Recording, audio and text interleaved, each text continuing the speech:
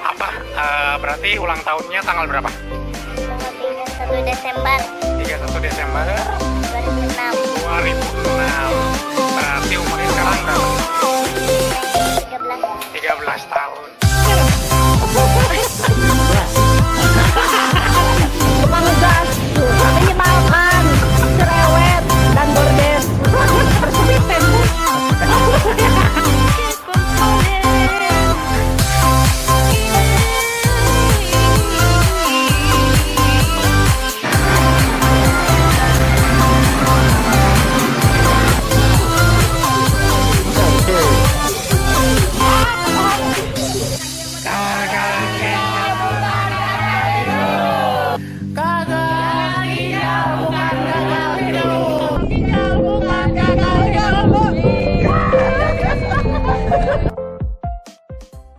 Assalamualaikum warahmatullahi wabarakatuh.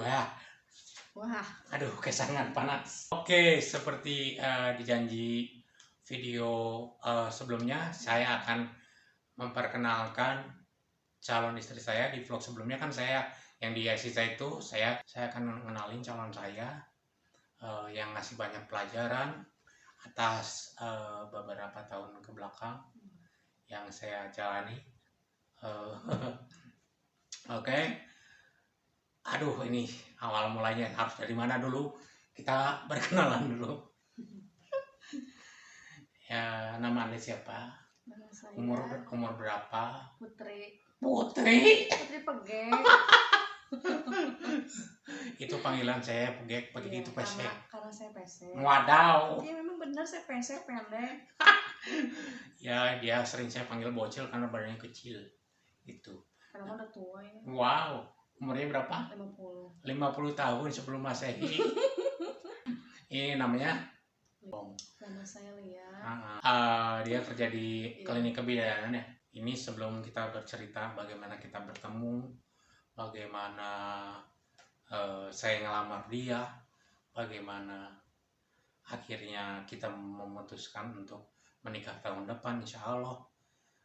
Saya mau bercerita tentang apa yang saya rasakan, apa yang saya alami dulu sebelum saya bertemu dia gitu. Jadi waktu almarhum ibu saya masih hidup, ibu saya pernah khawatir sama saya ketika hidup tentang kalau ibu saya meninggal nanti yang mendampingi saya hidup siapa gitu. Nah, hal tersebut ngebuat kedua orang tua saya nyari calon istri buat saya gitu. Nyari sampai ke Bogor, sampai ke Jawa Tengah, Sampai ke ujung. sampai ke Jawa Timur. Ujung kulon. Tentu dengan menjelaskan bahwa saya sakit. Tentu dengan menjelaskan saya sakit ke ginjal. Siapa tahu anaknya atau putrinya bisa jadi pendamping anak saya. Ternyata tidak ketemu, tidak menemukan yang bersedia gitu.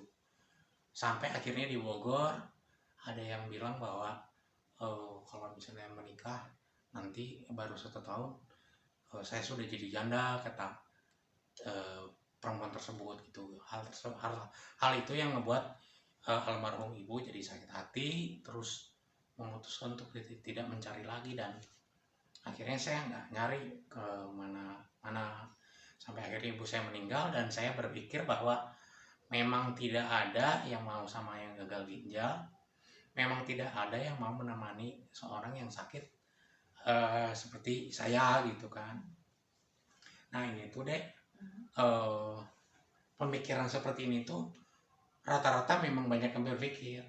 Kenapa Mas bisa berpikir seperti ini? Karena Mas memang banyak sharing sama teman-teman yang jomblo juga, yang udahlah, udah kalau bahasa Sunda mah geus mang ayeuna mah geus we nikmati we lah. Ada sorangan nepi ka pae kieu naon gitu nya. Bahasa Indonesia itu kalau mati sampai sendirian sampai mati juga nggak apa-apa gitu kan. Nggak ngerepotin banyak orang. Dan saya berpikir oh iya benar juga gitu. Dan sampai akhirnya saya bertemu dia, semua pemikiran saya, asumsi saya, prediksi saya tentang saya mati sendiri ternyata tidak gitu. Ternyata ada dia yang mau menerima saya apa adanya gitu, terlepas dari kondisi saya yang gagal ginjal, yang harus CAPD, yang harus ganti cairan sehari 4 kali gitu. Dia mau nerima saya, mau menerima lamaran saya gitu, sampai akhirnya kita nentuin mau nikah tahun depan begitu. Nah, tadi saya sudah bercerita panjang lebar tentang apa yang saya pikirin. Mungkin ke para Kitty Warrior juga berpikir, ada yang mungkin berpikir sama seperti saya. Mampukah saya jadi kepala keluarga, mampukah saya jadi ibu rumah tangga dan segala macam, ada enggaknya segala macam gitu. Pertama yang ingin saya sampaikan buat teman-teman, jangan berpikir mampu atau tidak, yang penting fokus untuk tetap sehat, tetap semangat, stabil. Karena apa? Karena Lia saja baru bertemu dengan saya, dia tidak menyangka bahwa saya itu seorang yang gagal ginjal gitu ya. Coba ceritakan lengkapnya waktu pertama kita ketemu. Kita kenal lewat apa ya? Lewat FB ya. Gak sengaja sih nge-add Mas Fajar. Karena saat itu pikir saya tambah teman sebanyak-banyaknya. Yang gak dikiranya tuh Mas Fajar tuh temannya Kemal. Temen dia juga. Iya, temen Lia. teman. Kemal tuh temen aku juga, temen Lia juga. Iya. Nah, di situ sih mulai kenalnya sih di FB ya. Mas Fajar minta kontak aku, kita WA-an gitu, ketemu gitu. Pertama ketemu, Mas jemput aku ke Harto ya, saat itu ya. Waktu ketemu, mungkin udah dasarnya ya Mas Fajar tuh kocak orangnya, supel gitu ya, kayak yang udah lama gitu, udah lama kenal. Kayak dalam kenal ya. Iya, padahal kan itu baru ketemu, ini yang namanya Fajar tuh dalam hati ya.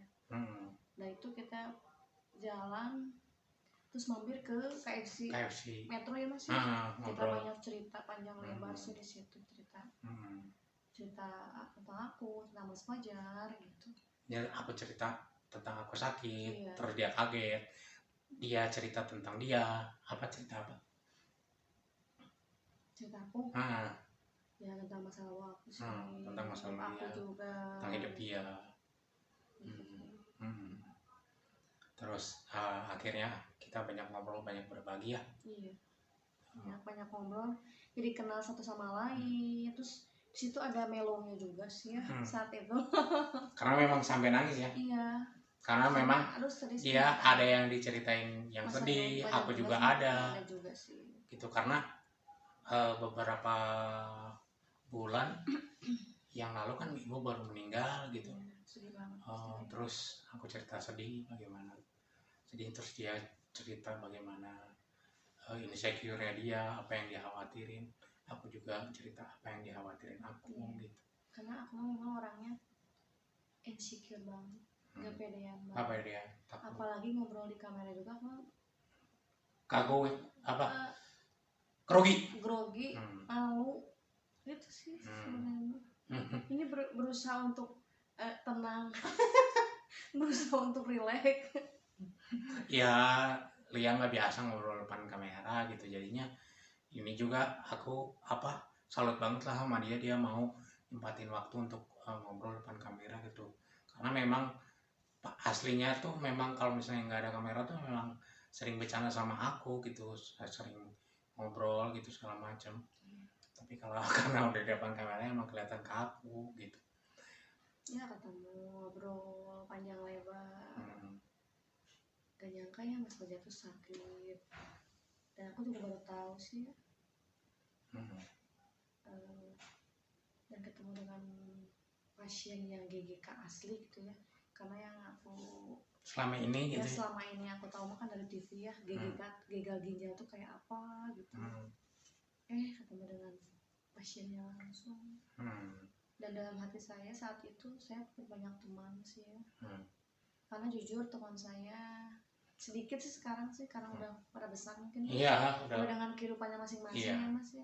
Yang singkatnya kita ngobrol terus, yang ngebuat saya yakin akhirnya ngelamar dia, pertama dia mau ngedengerin saya cerita tentang saya sakit, terus ngerespon apa-apa yang saya tanya, selalu ngerespon ajakan saya pergi gitu ya. Terus dia berpikir untuk ngisi akhir pekan, begitu pula saya untuk mengisi akhir pekan. Ternyata semakin kenal, dia juga welcome untuk boleh kenal dirinya, dia juga mau kenal aku. Ternyata di situ ada beberapa hal yang ngebuat saya ingat sama almarhum ibu saya gitu, tentang bagaimana cara dia ngomong, bagaimana cara dia manja, bagaimana cara dia ketawa, bagaimana cara dia mengatur ekonomi dia, uang. Itu semua jadi ngingetin saya sama ibu saya gitu, mengobati rasa rindu saya sama ibu gitu. Terus selang sebulan akhirnya saya beranikan diri untuk main ke rumah dia, ketemu dengan orang tuanya, ketemu dengan kakaknya. Saya berpikir kalau misalnya keluarganya tidak menerima saya karena saya sakit, dari bahasa tubuh secara langsung atau tidak langsung, saya mau mundur, saya nggak akan terusin untuk berniat ngelamar dia. Ternyata keluarganya nerima, dan itu yang ngebuat saya yakin untuk ngelamar dia gitu. Dan akhirnya sudah 9 bulan ya, dari Februari kita bareng gitu, dan insya Allah tahun depan mau diresmiin begitu. Nah, lihat sendiri bagaimana, apa yang membuat Anda yakin kepada seorang gagal ginjal seperti saya? Tapi ngeliat Mas Fajar tuh, meskipun dia sakit gitu ya, tapi dia semangat, sholatnya bagus, ngajinya bagus gitu. Karena itulah mungkin yang dilihat sama perempuan lah ya, karena materi dan fisik menurut aku ya. Sekian ya Mas ya. Amin insya Allah. Karena yang aku lihat sih ya, yang aku dekat beberapa gitu ya, yang mudah-mudahan Mas Fajar imam yang baik buat aku. Tapi Ya. entahlah dengan Mas Fajar, meskipun kondisinya sakit jadi, tapi dia semangat, dia tanggung jawab gitu. Situ saya merasa apa ini jalannya gitu. Saya menikah dengan Mas Fajar gitu ya, dengan satu alasan buat saya pribadi ya, saya pengen jadi manusia yang berguna lah ya buat sesama gitu.